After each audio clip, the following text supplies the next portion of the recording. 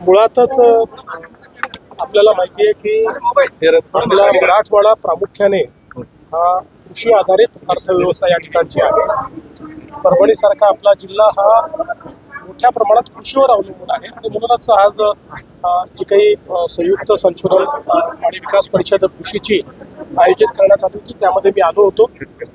परिषदेचा फायदा असा आहे की आपल्याला या परिषदेच्या निमित्ताने नवीन संशोधनं, नवीन वाढ, नवीन पीक पद्धती या सगळ्या गोष्टी या ठिकाणी आपण एंडोर्स करतो, त्या शेतकऱ्यांपर्यंत पोहोचवण्याचा प्रयत्न करतो आणि आमचाही प्रयत्न आहे की शाश्वत शेती आपल्याला कशी करता येईल आणि विशेषतः शेतीमध्ये इन्व्हेस्टमेंट कशी वाढवता येईल अशा प्रकारचा आपला प्रयत्न आहे। आज मी सगळ्या विद्यापीठांना सांगितलेलं आहे की जसं विद्यापीठामध्ये प्राध्यापक, शास्त्रज्ञ सगळे काम करतात तसे शेतकरी देखील शास्त्रज्ञ आहेत। अनेक शेतकरी अशा प्रकारचं त्या ठिकाणी वाण तयार करतात किंवा नवीन क्रॉपिंग पॅटर्न, एक पीक पद्धती तयार करतात की ज्याच्यामुळे उत्पादकतेत वाढ होतं, ज्याच्यामध्ये एक प्रकारे त्याची जी काही इनपुट कॉस्ट आहे ती आपण कमी करू शकतो।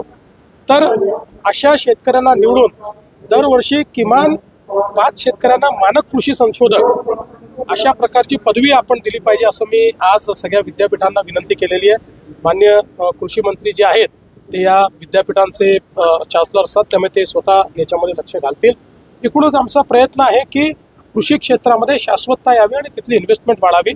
आज त्याचसोबत आम्ही सेलूच्या 132 केवीच्या केंद्राचं देखील त्या ठिकाणी एक त्याची सुरुवात केलेली आहे आणि आपलं जे काही मेडिकल कॉलेज आहे जे आपण आता तयार करतो त्याचंही भूमिपूजन आम्ही केलं। केंद्र सरकारनं शेती हमी भावामध्ये मोठी वाढ केली, शेतकऱ्यांसाठी किती मोठा दिलासा मला असं वाटतं की खूप आनंदाची गोष्ट आहे की काल केंद्र सरकारने जी आपली महत्त्वाची पिकं आहेत याच्यामध्ये अतिशय चांगली अशा प्रकारची हमी भावामध्ये वाढ केलेली आहे।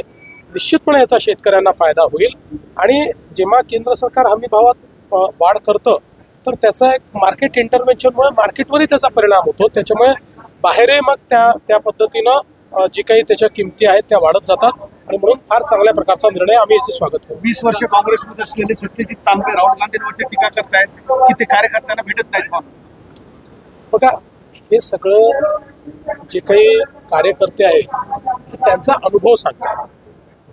आता शेवटी काँग्रेसची जी काही परिस्थिती आज झाली त्याला काही तर कारणं असतील, त्यामुळे ती काय कारणं आहेत हे हळूहळू आता त्यांचे कार्यकर्ते, जे जुने कार्यकर्ते आहेत ते आता सांगू लागले। तर परभणीच्या विकासाचा अनुशेष बाकी आहे, निधींना पालकमंत्री केले, पण काय आज जाहीर होणार किंवा या प्रश्नांकडे लक्ष देणार?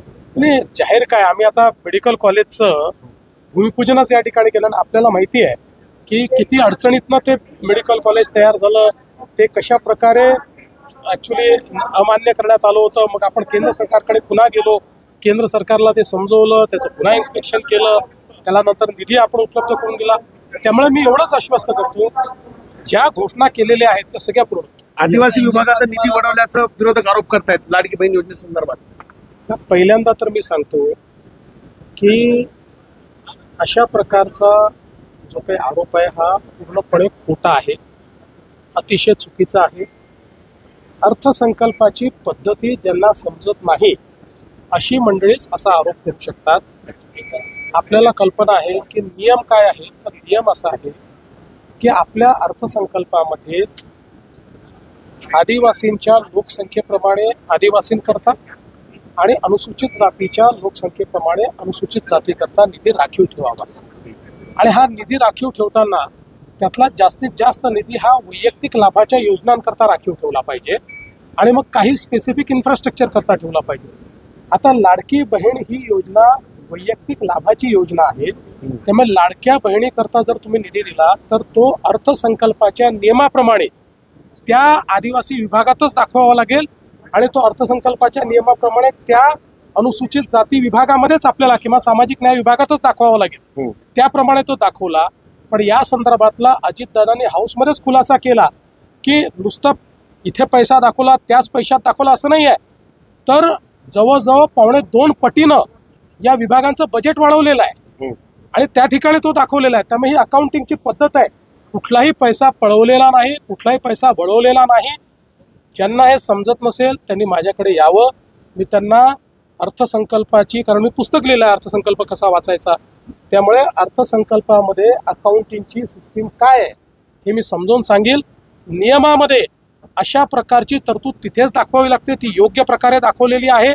त्यामुळे यात कुठली बनवाबनवी नाही, यात कुठली फसवाफसवी नाही, हे स्पष्ट मी करू इच्छितो. अजितदादांनी योग्य काम केलेलं आहे हे मी या ठिकाणी सांगतो. सर, मे मध्ये अतिवृष्टी होते राज्यामध्ये, दोन्ही उपमुख्यमंत्र्यांमध्ये कोऑर्डिनेशन नाही असं मी कधी म्हटलं? काय ज्यांना इंग्लिश समजत नाही त्यांना असं वाटतं. सर राज्यामध्ये पाऊस पडतोय, मोठ्या प्रमाणात नुकसान आहे, मे मध्येच पहिल्यांदा पाऊस पडतोय, तर काय सांगणार सर याच्या नुकसानीच्या संदर्भात? असं आहे की चांगला पाऊस झाला पाहिजे.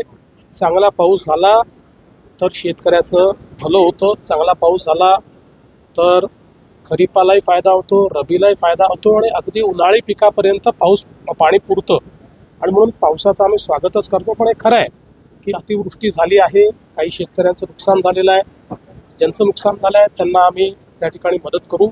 त्याची ऑलरेडी स्टँडिंग ऑर्डर्स आम्ही दिलेले आहेत आणि यापुढेही आम्ही लक्ष ठेवून आहोत. बघा, शेवटी वातावरणातल्या बदलामुळे मान्सून हा विविध पद्धतीने येतो. म्हणजे समजा 105% मान्सून आला असं आपण ज्यावेळेस म्हणतो, त्यावेळेस अनेकदा त्यातला 50% मान्सून 4 दिवसात येऊन जातो आणि मग त्यातनं शेतीचं मोठ्या प्रमाणात नुकसान होतं. म्हणून मला असं वाटतं की आता या संदर्भात आम्ही लक्ष ठेवून आहोत.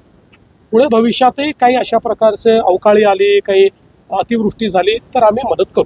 देवजी, अनेक सोहळे पाहिले, मात्र परभणीकरांनी कृतज्ञता सोहळा ठेवला आज. काय सांगाल परभणीकरांना? नाही, आनंद आहे, थँक्यू.